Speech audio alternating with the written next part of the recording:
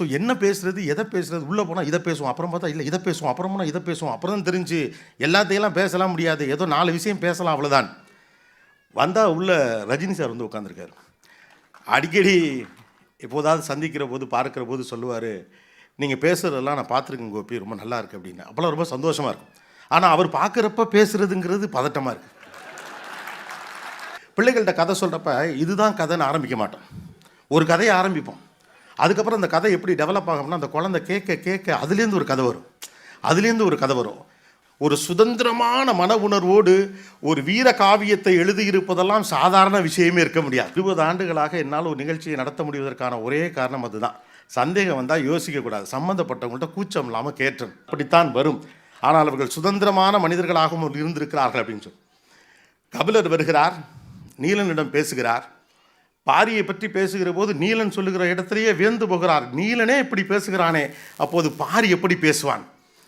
ராத்திரி 2 மணிக்கு ஃபோனை போட்டு பிரியாணி தின்னா தான் இட்ஸ் அ பிளெஸ்ன்னு ஃபீல் பண்ணுற ஒரு உலகத்துக்கு செய்தி 2000 வருடத்திற்கு முன்பு இருந்து வருகிறது. இன்றைக்கி இருக்கக்கூடிய கன்சூமரிக் ஆட்டிடியூடில் ஒரு மாலுக்கு நம்ம போகிறப்போ எதை வாங்கணும்னு போகிறோமோ அதை தவிர மீதி எல்லாத்தையும் வாங்கிட்டு எதை வாங்க போனோமோ அதுக்காக பணம் இல்லாமல் திரும்ப வந்து நாளைக்கு போவோமான்னு கேட்குற ஒரு ஊரில் இந்த வார்த்தை எனக்கு ரொம்ப முக்கியமானதாக படுகிறது. அதை வாரன் பஃபெட் தான் சொல்ல வேண்டும் என்ற அவசியம் இல்லை.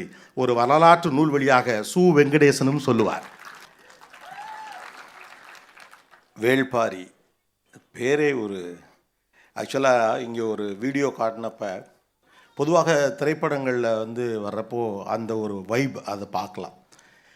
அந்த பாரிங்கிற அந்த பேரை போட்டவுடனே இங்கிருந்து அந்த கைத்தட்டல் சொன்னிச்சு அவர் எந்த அளவு உள்ள ஊடுருவி இருக்கிறார் அப்படின்னு சொல்லிட்டு ரொம்ப மகிழ்ச்சி. ஒரு எழுத்தாளர் எந்த அளவு டெடிக்கேட்டடாக இருக்க முடியும் அப்படிங்கிறது, தமிழ் எழுத்தாளர்கள் பெரும்பாலும் டெடிக்கேட்டடாக தங்களுடைய பணிகளை செய்யக்கூடியவர்கள். 7 ஆண்டுகள் தொடர்ச்சியாக ஆய்வு செய்திருக்கிறார் சு வெங்கடேசன் அவர்கள். அதையும் தாண்டி மேற்கு தொடர்ச்சி மலைகளில் 20 ஆண்டுகள் 25 ஆண்டுகள் தொடர்ச்சியாக அதோடு தொடர்பு இருந்து இயற்கையோடு கூடிய வாழ்வு எப்படி இருந்தது என்பதை உள்வாங்கி கொண்டிருக்கிறார். இந்த புத்தகத்தில் இருக்கக்கூடிய ஆக்சுவலாக கடந்த 2 நாளாகவே மண்டையில் இதான் ஓடிக்கிட்டே இருந்துச்சு. அப்புறம் தான் ரொம்ப சந்தோஷமாக இருந்துச்சு. உள்ளே உட்காந்து பேசிட்டு இருந்தப்போ தான் சங்கர் சாரே சொன்னார், 2 நாளாக இதுதான் என் மண்டையில் ஓடிக்கிட்டே இருக்கு.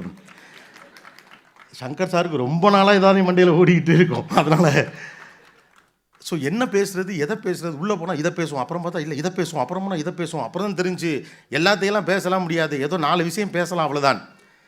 வந்தால் உள்ள ரஜினி சார் வந்து உட்காந்துருக்காரு. அடிக்கடி எப்போதாவது சந்திக்கிற போது பார்க்குற போது சொல்லுவார், நீங்கள் பேசுகிறதெல்லாம் நான் பார்த்துருக்கேன் கோபி, ரொம்ப நல்லா இருக்குது அப்படின்னு. அப்போல்லாம் ரொம்ப சந்தோஷமாக இருக்கும். ஆனால் அவர் பார்க்குறப்ப பேசுகிறதுங்கிறது பதட்டமாக இருக்குது. ஒரு குறிஞ்சி நிலத்தினுடைய ஓவராலாக சு வெங்கடேசன் அவர்களை வந்து நான் இந்த இடத்துல எப்படி பார்க்குறேன்னா, ஒரு டூரிஸ்ட் கைடாக ஒரு இடத்துல ஒரு ஒர்க் பண்ணுற மாதிரி ஃபீல் ஆகும். பாரியின் கைகளை பிடித்து கொண்டு கபிலரும், கபிலரின் கைகளை பிடித்து கொண்டு பாரியும் நடக்கக்கூடிய அந்த குறிஞ்சி காடுகளில் மலைமுகடுகளில் கூடவே இருவரின் கைகளையும் பிடித்து கொண்டே நடக்கிறார் சு வெங்கடேசன். போதாக்குறைக்கு அத்தனை பேரையும் கூடவே அழைத்து செல்கிறார். இதுதான் அந்த பாம்பு. இந்த பாம்புக்கு ஒன்று இருக்கிறது. இதுதான் அந்த கொல்லி விதை. மீன் வேண்டுமா சொல், மயக்கம் வேணுங்கிறத மட்டும் எடுத்துப்போம், மீதி எல்லாம் மயக்கம் தெளிஞ்சவனே தானாக உள்ளே போயிடும் அப்படின்னு. ஒவ்வொரு கதாபாத்திரத்துக்கும் ஒவ்வொன்றும். சில நேரங்களில் ஒரு குழந்தையிடம் கதை சொல்லும் அப்பாவை போல இருக்கிறது அவருடைய எழுத்து. பிள்ளைகள்கிட்ட கதை சொல்கிறப்ப இதுதான் கதைன்னு ஆரம்பிக்க மாட்டோம். ஒரு கதையை ஆரம்பிப்போம். அதுக்கப்புறம் அந்த கதை எப்படி டெவலப் ஆகும்னா அந்த குழந்தை கேட்க கேட்க அதுலேருந்து ஒரு கதை வரும். ஒரு இனக்குழுவுக்குள் போகிற போது இதை ஏன் செய்கிறார்கள், தெய்வமாக விலங்குனா என்ன அப்படின்னா அது ஒரு விலங்கு அப்படின்னு ஆரம்பித்து அதன் மீது இருக்கக்கூடிய நம்பிக்கை, அதை கைப்பற்றுவதற்காக நடந்த போராட்டம், அது சொல்லுகிற போது ஏற்படக்கூடிய வாய்ப்பு, இப்படியாக பல விஷயங்கள் பேசிட்டு போகிற மாதிரி ஒவ்வொரு விஷயத்தையும் சொல்லிட்டே போகிறார். குழந்தை திடீர்னு ஒரு கேள்வி கேட்டவுடனேயும் மறுபடியும் அங்கிருந்து இன்னொரு இடத்துக்கு உங்களை கூட்டிகிட்டு போகிறார். ஸோ அந்த எனக்கு என்னென்னா அந்த கட்டற்ற அவருடைய சுதந்திரம் ரொம்ப பிடிச்சிருந்துச்சு. ஒரு சுதந்திரமான மன உணர்வோடு ஒரு வீர காவியத்தை எழுதியிருப்பதெல்லாம் சாதாரண விஷயமே இருக்க முடியாது. இன்ஹிபிஷன்ஸே இல்லாமல் அதை அட்டன் பண்ணுறது அப்படிங்கிறது இருக்குல்ல, மையப்புள்ளிகளை இணைப்பது, ஒன்றோடு ஒன்று தொட்டு தொட்டு ஒரு தொடர் சங்கிலியை போல் ஒரு மாலை கட்டுவதை போல் நகர்த்தி கொண்டே போகிறார். ஒவ்வொரு கட்டத்தில் ஒவ்வொரு மாதிரி இருக்கார். ஒவ்வொரு கட்டத்தில் நம்மளை அழைச்சிட்டு போகிறார். ஒரு இடத்துல ரொம்ப சீரியஸ் ஆகிறார். எனக்கு ரொம்ப ஆச்சரியம் என்னென்னா, எப்படி ஒரு மனிதன் ஒரே ஒரு புத்தகத்துக்குள் தான் நினைக்கிற அத்தனையும் பேசியிருக்கிறார் என்பதுதான். அரசியல், நீதி, நிர்வாகம், அறம், கருணை, காதல், கலவி, காமம், வஞ்சனை, துரோகம், ஆத்திரம், எரிச்சல், கவிதை, இன்னும் என்னவெல்லாம் வேண்டும் உனக்கு எடுத்துக்கொள். ஒற்றை புத்தகம். 2 தொகுப்பு தான், வேணுங்கிறத எடுத்துக்க அப்படின்னு சொல்லி. இதில் ஒரு சூட்சுமம் இருக்கிறது. மிகச்சிறந்த ஒரு சூட்சுமக்காரராகத்தான் இந்த நூலாசிரியரை பார்க்க வேண்டியிருக்கிறது. இதில் எல்லா கதாபாத்திரமும் அவர் தான். இதில் எல்லா கதாபாத்திரமும் சு வெங்கடேசனே. பாரி அவர்தான், கபிலர் அவர்தான், நீலன் அவர்தான், எல்லோருமே அவர்தான், ஆதினி அவர்தான். அதில் வரக்கூடிய எல்லா பெயர்களும் வீடுகள் இருக்க இப்போ வச்சிருக்கோம் நம்ம பேர், எல்லா கதாபாத்திரமும் அவர்தான். ஒவ்வொரு கதாபாத்திரத்தையும் அவர் சொல்ல விரும்பும் ஒரு செய்தியை சொல்லுவதற்கு மிகச்சரியான இடத்தில் மிகச்சரியான அளவில் பயன்படுத்தி இருப்பது தான் அந்த புத்திசாலித்தனம். மிக கடினமாக இந்த புத்தகத்தை இவர் உருவாக்கி இருக்கிறார் என்பதெல்லாம் தெரிகிறது. ஆனால் இந்த சூட்சுமத்தை கண்டுபிடிச்சு விட்டோம் நாங்கள் அப்படிங்கிறது தான். சில உங்கள் கதையில் வரக்கூடிய, உங்களுடைய வேள்பாரியில் வரக்கூடிய சில விலங்குகளுக்கென்று இருக்கக்கூடிய சில தனித்த குணம் போல சில உண்டு. சில எழுத்தாளர்களுக்கு, சில படைப்பாளிகளுக்கு இப்படி ஒன்று உண்டு. ஒரு விலங்கு பற்றி சொல்லுவாங்க. நான் ஒரு ஃபேண்டஸியான ஒரு அனிமல் பற்றி படிச்சிருக்கேன். அது கடிச்சிருச்சுன்னா, இல்லை அது நம்மளை பிடிச்சிருச்சுன்னா நாமளும் அதுவாகவே மாறிடுவோம். வேள்பாரி படிக்கிறவரும் வெங்கடேசன் ஆகிறார். எனக்கும் கற்பனை வரும். அந்த ஃபேண்டசிக்குள்ளே போகிற போது அழகால் அடித்து கொள்ளும் ஒரு பறவை, அது எப்படி ஆந்தை முகத்தோடு ஒரு மிருகம், இது என்னது, இது எங்கே இருக்குன்னு எனக்கு பெரும் சந்தேகம் வந்தது. நிறைய பேருக்கு நிறைய சந்தேகங்கள் இருந்திருக்கலாம். சந்தேகம் இருக்கிற போதெல்லாம் நான் சற்றும் யோசிப்பதே இல்லை, சம்மந்தப்பட்டவருக்கே பேசிடுவேன்.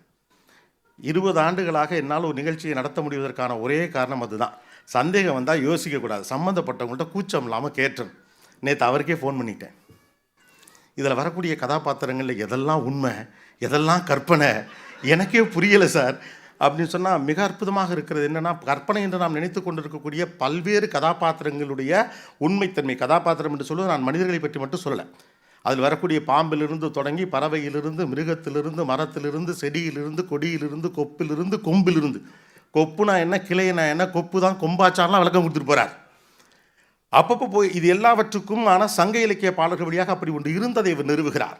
அந்த காலகட்டம் எப்படிப்பட்டதாக இருந்திருக்கிறது அப்படிங்கிறது அதில் ஆச்சரியம். ஜஸ்ட் லைக் தட் ஒரு ஃபேண்டசி ஸ்டோரின்னு போகிறோம். அது குழந்தைக்கு கதை சொல்லுகிற போதும் விவரணையாக சொல்கிறதுன்னு ஒன்று இருக்குல்ல. அந்த பறவை எப்படிப்பட்டது, அதனுடைய தன்மை எப்படிப்பட்டது, அது என்னவெல்லாம் சொல்லும், அதை ஒட்டிய நம்பிக்கை என்ன, அதனுடைய சக்தி என்ன. சுண்டா பூனை அப்படின்னு ஒரு பூனை, குட்டி பூனைன்னு சொல்லிட்டு முடிச்சிருக்கலாம். மண்டையெல்லாம் ஓடுது அந்த பூனை. இப்போ அது எப்படி இருக்கும், ஒன்று வாங்கி வளர்த்துடலாமா, இப்போ எங்கேயும் கிடைக்குமா, பெட் ஷாப்பில் ட்ரை பண்ணுவோமா அப்படின்னு சொல்லிட்டு. ஆனால் அப்படிப்பட்ட ஒரு பூனை எதற்காக வளர்க்கப்பட்டது என்பதற்கான விவரணையும் அவர் சங்க இலக்கியத்திலிருந்து எடுத்திருக்கிறார். போதாக்குறைக்கு வாய் வழியாக வளர்ந்த இந்த கதையினுடைய பின்னணிகளையும் சேர்த்திருக்கார். கிரேட்டஸ்ட் மிக்சர் எவர். ஒரு ஃபுல் மீல்ஸ்ன்னு சொல்லுவாங்கள்ல, வாய் வழியாக வளர்ந்த கதையும் அதுக்குள்ளே இருக்கிறது. சங்கம் இருக்கிறது, சங்கத்தமிழிலிருந்து சங்க இலக்கியத்திலிருந்து பாடல்கள் சரியாக அதற்கான ஆதாரங்கள் கொண்டு வரப்பட்டிருக்கிறது. கீழடி போன்ற ஆய்வுகள் இதற்குள் சொல்லியிருக்கிறார்கள். இதுபோக போதாக்குறைக்கு இவர் 7 ஆண்டுகள் இவர் ஆய்வு செய்து வெளியிட்ட ஒரு ஆய்வு கட்டுரை. இது எப்படி வேணாலும் எடுத்துக்கலாம், இதை ஆய்வு கட்டுரை என்று எடுத்துக்கொள்ளலாம். ஆண்டர்ப்ரனர்ஷிப்புக்கான ஐடியாஸை சொல்கிற ஒரு புத்தகம்னு எடுத்துக்கலாம். போர் எப்படி இருக்கும் தெரியுமா தம்பி அப்படிங்கிறதுக்கான புத்தகமாக எடுத்துக்கொள்ளலாம். வீரனை போரால் வீழ்த்த முடியாது, உன்னால் வஞ்சகத்தால் வீழ்த்த முடியும், அதை வச்சு தான்டா நீ வீழ்த்த முடியும்னு சொன்ன வீர மரபாக இருக்கலாம். தனிநபர்கள் எப்படிப்பட்டவர்களாக இருக்கிறார்கள், மனிதர்கள் எப்படிப்பட்டவர்களாக இருக்கிறார்கள், அரசியல் என்ன பேசுகிறது என்று பல்வேறு கோணங்களில் பேசுகிறார். சில விஷயங்கள் இதில் எழுதி நான் எடுத்துகிட்டு வந்தேன். அது எல்லாத்தையும் இந்த மீடியா ஹவுஸஸில் ஒரு பெரிய பிரச்சனை உண்டு. நம்ம நிறைய பிளான் பண்ணிட்டு இருப்போம்ல, அதெல்லாம் அவங்க ஏற்கனவே ஏவியா போட்டுருவாங்க.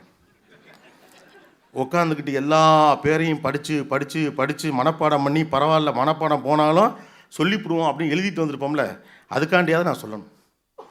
கஷ்டப்பட்டு எல்லா பேரையும் எழுதிட்டு வந்ததுக்காண்டியாவது அதை சொல்லணும். இதில் சில பேர் சொல்லப்படலை. அதில் ரொம்ப அழகான ஒரு பேர் சூழ்கடல் முதுவன் அப்படின்னு ஒரு பேர் உண்டு.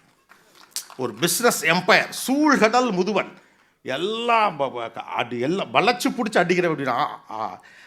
ஆனந்த விகடனில் ஒரு முறை ஒரு வார்த்தை வந்தது. அப்போது ராக்கண்ணன் அவர்களிடம் கூப்பிட்டு அந்த வார்த்தைக்கான அர்த்தம் கேட்டேன். அதகளம் அப்படின்னு ஒரு வார்த்தை. சில வார்த்தைகள் அப்படியே பக்குன்னு மனசில் நிற்கும். அதகளம் அப்படின்னா அப்புறம் எனக்கு ஒரு விளக்கம் சொன்னார். அது உனக்கு எப்படி புரிய வைக்கிறது, அடித்து பிடிச்சி துவைச்சி தூக்கி போட்டு மிதிச்சு எல்லாம் சேர்ந்த கலவை அது அப்படின்னார். அதுபோல் சூழ்கடல் முதுவன் அப்படிங்கிற ஒரு வார்த்தை.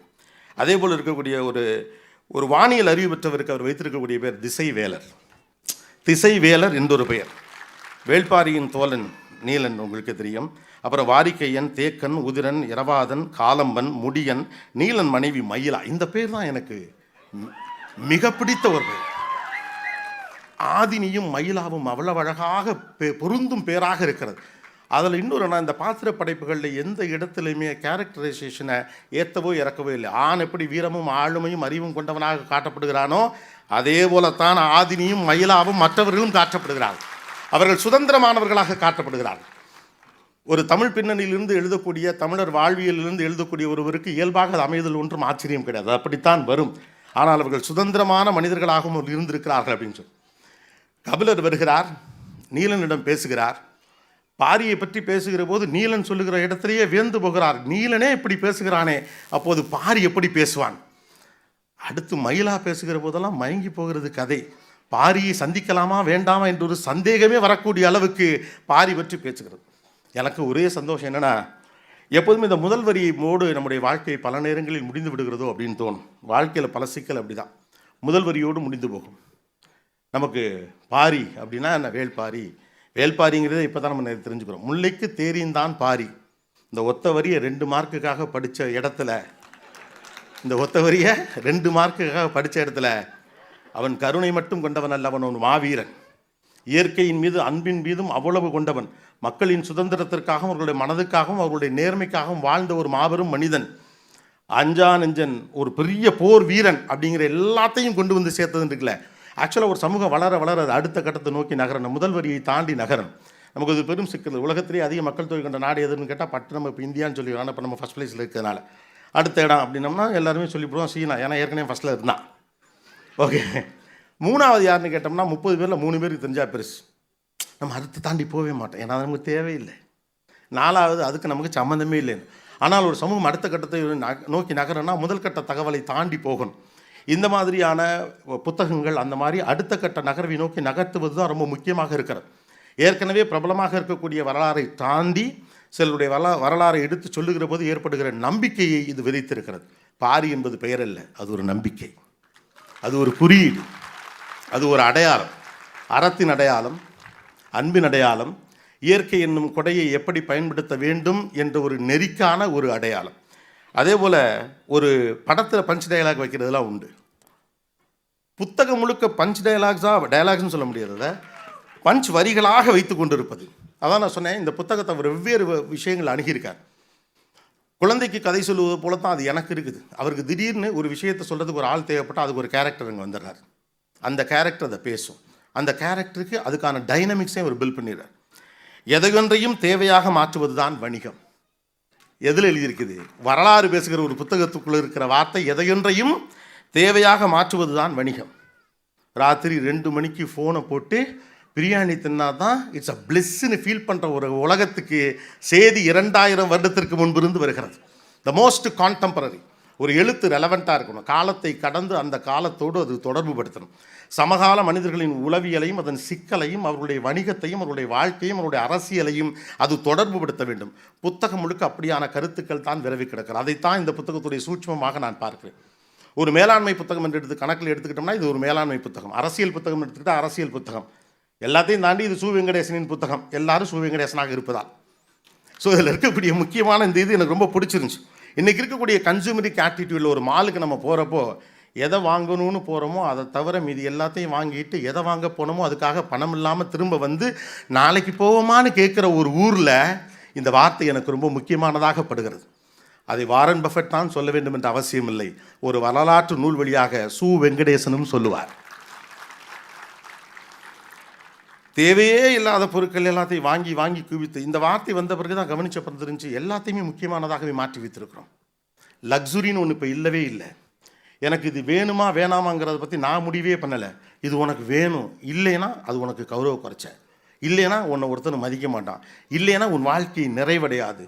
பெரிதாக யோசின்னு போனது போக big size king size life வாழு அப்படின்னு சொல்லி எல்லாரையும் ஒரு கன்சியூமராக மாற்றிக்கொண்டிருக்கக்கூடிய ஒரு காலகட்டத்துக்குள்ளே ஆன்லைனில் கார்ட்டிங் அப்படிங்கிறது டிசீஸாக மாறிக்கிட்டு இருக்குது அப்படின்னு சொல்லுவாங்க. எல்லாத்தையும் எடுத்து காட்டில் போட்டுக்கிட்டே இருக்குது. எதுக்கு வேணும், எதுக்கு வேணாம், எதுக்கு வேணும். வீட்டில் எந்த பொருள் வைக்க இடமே இல்லை. வீடு பெருசாக தான் இருக்குது, தேவையில்லாமல் நிறையா பொருள் உள்ளே இருக்குது. அத்தை வீட்டில் பார்த்தது, சித்தி வீட்டில் பார்த்தது, அது கூட அப்புறமா வாங்கிக்கலாம். நாத்தனார் வீட்டில் பார்த்ததையெல்லாம் 4 நாளைக்குள் வாங்கவில்லை என்றால் எங்கள் கௌரவம் தரிகட்டு போகும் என்ற இடத்தில் இந்த வார்த்தை எனக்கு ரொம்ப பிடித்திருந்தது. எதையொன்றையும் தேவையாக மாற்றுவது தான் வணிகம். 2வது ரொம்ப நுட்பமானது. இது ஒரு பக்கம் ஒரு ஆண்டர்பிரினர், ஒரு ஒரு பிஸ்னஸ் அல்லது இன்றைக்கி இருக்கக்கூடிய ஒரு அட்வர்டைஸ்மெண்ட் ஃபார்மேட் அல்லது கன்சூமரிசத்தை பற்றி பேசுகிறதுனா, இன்னொன்று ஈகை அற்புதத்தை பேசுகிறது.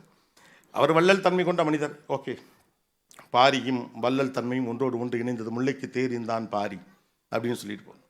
ஆனால் அதை ஒட்டி சில கேள்விகள் இருக்குல்ல. அந்த மயிலால் பாரிக்கு என்ன ஆக போகுது? மயிலால் பாரிக்கு ஒன்றும் ஆக போகிறது. ஒருவேளை பக்கத்து நாட்டு மன்னனாக இருந்தாலும் நாளைக்கு பஞ்சாயத்து என்றால் பார்டரில் நின்று பேசிக்கொள்வதற்கு அது தேவைப்படலாம். இல்லை ஒரு மாபெரும் வணிகராக இருந்தால் ஏதோ ஒரு வகையில் அரசாங்கத்துக்கு ஒரு டொனேஷன் கொடுப்பாருனா அது கொஞ்சம் அமைதியாக இந்த வைத்துக்கொள் தேரை நாளை தா அப்படின்னு சொல்லிட்டு போகலாம். எதுவுமே கிடையாது.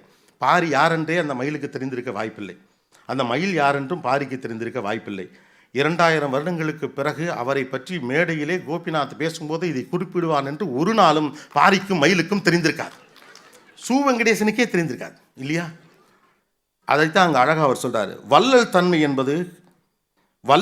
என்பது நிர்வாகத்திறன் அல்ல, அது குழந்தையின் குரல் கேட்ட கணத்தில் பால் கசியின் தாயின் மார்பை போன்றது. அப்படி வரணும் அப்படின்னு. அது கணக்கு போட்டு பண்ணுற வேலையெல்லாம் கிடையாது. இதை செய்தால் இது நடக்கும், இதன் வழியாக இதை உருவாக்கி கொள்ள முடியும், இதை நம்ம செஞ்சோம்னா. ஏன்னா இப்போ வள்ளல் தன்மையெல்லாம் நம்ம அப்படி தான் வச்சுருக்கோம். ரொம்ப ஜெனரஸ். 5001 ரூபா மையெழுத்தம் ஜெனரஸாக இருக்கணும். ஏன் கஷ்டப்படுறாங்க? 10,002 ரூபாய் அது கட்டாயம் வரும், நமக்கு கணக்கு தெரியும் இல்லையா? 100 ரூபாய்க்கு பொருள் வாங்கி கொடுத்துவிட்டு 300 போட்டா எடுக்கிற கதையெல்லாம் நடந்து கொண்டு இருக்கக்கூடிய ஒரு காலகட்டத்தில் வள்ளல் தன்மை என்பது இயல்பாக வரக்கூடிய ஒரு குணம், ஒரு தாயினுடைய குணத்தை போன்றது அப்படிங்கிற ஒரு அந்த உணர்வு இருக்குல்ல. வள்ளத்தன்மை நிர்வாகத்திறனில் அது பிளான் போட்டெல்லாம் செஞ்சிடலாம் முடியாது அப்படின்னு ஒன்று இருக்குல்ல. அது ஒரு இயல்பாக வரக்கூடிய குணமாக இருக்க வேண்டும். தமிழ் இருக்கிறது அப்படித்தான் இருந்திருக்கிறது அப்படின்னு. இப்போது நம்மகிட்ட வள்ளல் தன்மை இருக்கிறது. ஆனால் அதெல்லாம் கொஞ்சம் மாறிக்கொண்டு இருக்கக்கூடிய இந்த காலகட்டத்தில் இதனால் எனக்கு பலன் கிடைக்கும், இந்த சொந்தக்காரனுக்கு நான் இதை செஞ்சால் எனக்கு பலன் கிடைக்கும், அல்லது என் நண்பனுக்கு நான் இதை செஞ்சால் பலன் கிடைக்கும். நம்மளுடைய நெட்வொர்க்கிங் நம்ம பண்ணக்கூடிய எல்லா விஷயத்தின் பின்னாலும் வள்ளல் தன்மை எதுவும் கிடையாது. எல்லாமே இன்றைக்கி ஒன்று செஞ்சால் நாளைக்கு நமக்கு கிடைக்கும், 1 போட்டால் 2 கிடைக்குமா, 2 போட்டால் 4 கிடைக்குமாங்கிற கணக்கு நடந்து கொண்டு இருக்கக்கூடிய காலகட்டத்தில் வள்ளல் தன்மைக்கான ஒரு டெஃபினேஷன் இதன் வழியாக சொன்னது போல தெரிகிறது. தான் நம்ம இதில் ஏற்கனவே பல வார்த்தைகள் இருக்குது. இடது கை கொடுக்கறது, இன்னும் வலது கை கொடுப்பது இடது கைக்கு தெரியக்கூடாது அப்படின்னா பல வார்த்தைகள் இருந்தாலும் கூட எனக்கு ரொம்ப நுட்பமான விஷயமாக தெரிந்தது. 3வது, தீமையை கனப்பொழுதில் மாற்ற முடிகிற வல்லமை வார்த்தைகளுக்கு உண்டு. அடே அப்பா, எனக்கு அது ரொம்ப பர்சனலாக கனெக்ட் ஆச்சு. நிறைய வார்த்தைகளை கோர்த்து ஒரு நிகழ்ச்சியை நடத்தும் வேலை எனக்கு உண்டு. வார்த்தைகள் எவ்வளவு வலிமையானது என்று நான் அறிவேன். ஒரு நீயான நிகழ்ச்சியில் ஒரு அம்மா சொன்னாங்க, உங்களை நெகிழ வைத்த வார்த்தை அது, எந்த வார்த்தையை கேட்டபோட்டு நீங்கள் கண்ணீர் விட்டு அழுதீர்கள் அப்படின்னு கேட்டப்போ அவங்க சொன்னாங்க, நான் ஒரு பகுதியில் குடியிருந்தேன், எதிர் வீட்டில் ஒரு அம்மா இருப்பார், எப்போதாவது பார்க்குற போது புன்னகைக்கக்கூடிய ஒருவர், அவ்வளவுதான். நானும் என்னுடைய அப்பாவும் மட்டும் இருந்தோம். திடீரென்று ஒரு நாள் அப்பா இறந்து போகிறார்.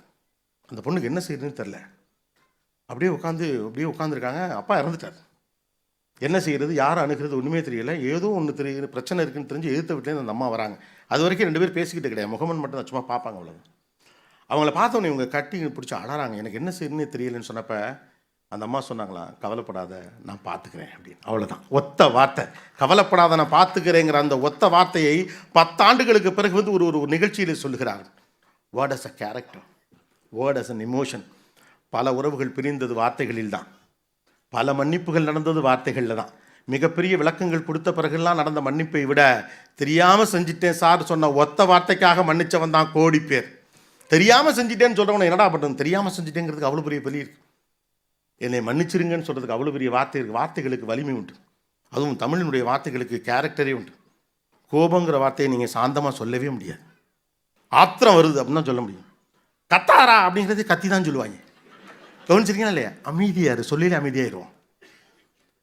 ரகசியம் பேசல, ரகசியம் ஒரு விஷயம் ரகசியமாக சொல்கிறேன், மைக்கில் சொல்லி மெதுவாக பேசுவாங்க. கவனிச்சிருக்கீங்களா?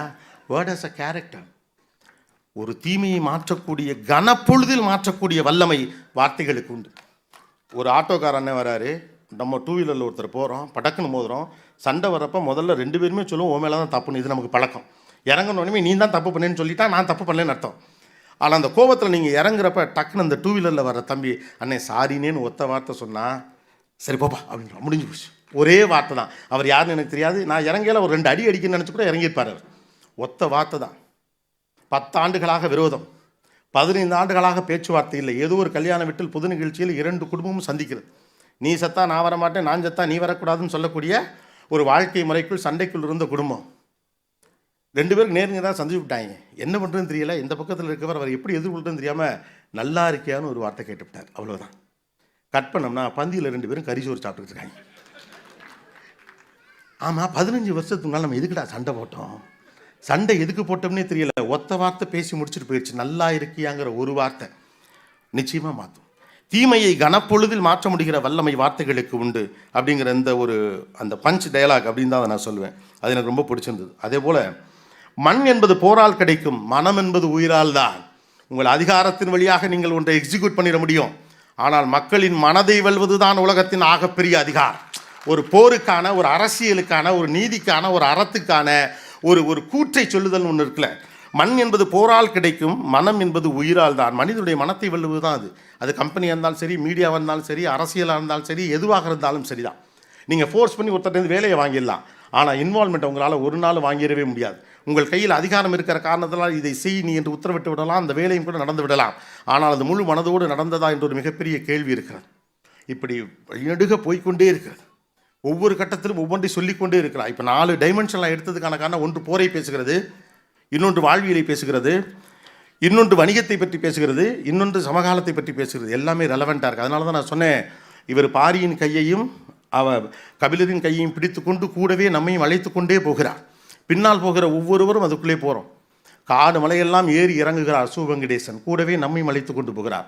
ஆனால் சற்றும் களைப்பாக இல்லை. புத்தகத்தை மூடி வைக்க மனசே வரவில்லை. எனக்கு இந்த புத்தகம் பரிசாக கிடைத்தது. ஒரு புத்தக கண்காட்சியில் பேச போன போது இந்த 2 தொகுப்பையும் என்னிடம் கொடுத்தாரு. நான் போட்டோக்கு போஸ்ட் கொடுக்கல, இப்படி பிடிச்சினா படக்கு முடி கீழே போயிட்டேன். என்னடா இவ்வளோ வெயிட்டாக இருக்குது இந்த ஒரு புத்தகம் அப்படின்ட்டு. அவ்வளோ வெயிட் இருக்க தானே செய்யும். எத்தனை உணர்வுகளை தாங்கி இருக்கிறது அந்த புத்தகம். எவ்வளவு கவலைகளையும், போரையும், வஞ்சகத்தையும், மன்னிப்பையும், காதலையும். ஐயோ, பெரிய காதலை இவ்வளோ அழகாலாம் சொல்லிடலாம் ரொம்ப நாளாச்சு சார். ஓகே, ரொம்ப மகிழ்ச்சி இந்த மாதிரியான நிகழ்ச்சியில் வந்து பேசுவதற்கான வாய்ப்பு கிடைத்ததற்கு. மற்றவர்களும் பேசுவதற்கான எனக்கு ஒரு 20 நிமிடம் கொடுத்துருந்தாங்க. ஸோ அதனால் இதோட இந்த இடத்துக்கு வரணும்னு. பட் எனக்கு ரொம்ப மகிழ்ச்சியான விஷயம் இதோடைய ஓவியங்கள்.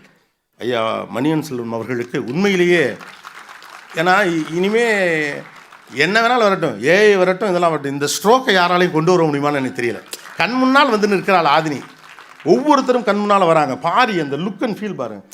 இவர் எப்படி இருப்பார்னு எப்படி இது பண்ண முடியும்?